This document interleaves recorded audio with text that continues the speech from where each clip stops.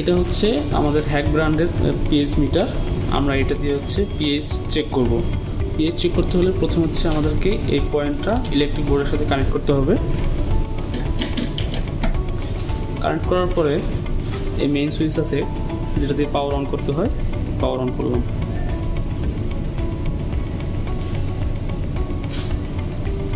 Power on হয়ে গেলে এখানে লেখা আসবে পিএইচ মেজার। তো এরপরে হচ্ছে আমরা পিএইচ প্রোব যেটা আছে সেটাকে খুলে ফেলবো।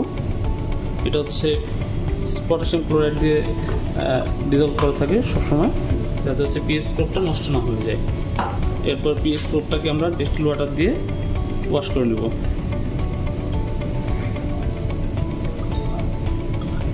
খুব ভালোভাবে ওয়াশ করে নিতে হবে যাতে পটাশিয়াম ক্লোরাইডের সলিউশনগুলো না লেগে থাকে।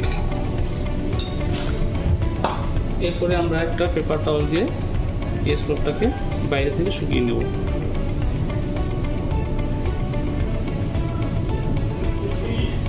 এরপর আমাদের টেস্ট স্যাম্পল যেটা থাকবে সেটাকে আমরা নিয়ে নেব আলাদা একটা বিকারে।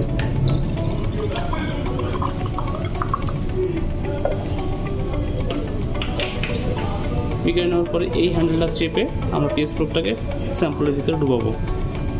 ডুবানোর পরে এইখানে রাইট বা টিক চিহ্ন যেটা আছে সেই চিহ্নের বাটন প্রেস করলে স্টার্ট মেজার এই লেখাটা আসবে। এরপরে আবার হচ্ছে আমরা প্রেস করব। এখন হচ্ছে পিএইচ রিডিং নেওয়া শুরু হয়েছে।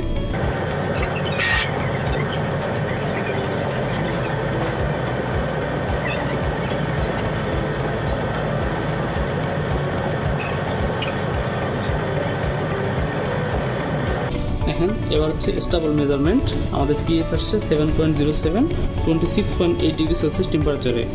এরপর হচ্ছে নেক্সট স্যাম্পল। আমরা যদি পরবর্তীতে আর কোনো টেস্ট করতে চাই সেক্ষেত্রে হচ্ছে এই আবার আমরা স্যাম্পলটা দিব। তো আমাদের যেহেতু টেস্ট শেষ, আমরা আবার এই হ্যান্ডেলটা প্রেস করে পিএইচ প্রোবটা উপরে উঠিয়ে নিব, স্যাম্পলটা রিমুভ করব। আগের মতো আবার ডিস্টিল ওয়াটার দিয়ে পিএইচ প্রোবটাকে ওয়াশ করে নিব। ওয়াশ করার পরে ঠিক পুরোর মতো আবার পেপার টাওয়াল দিয়ে পিএইচ প্রোবটাকে একটু শুকিয়ে নেব।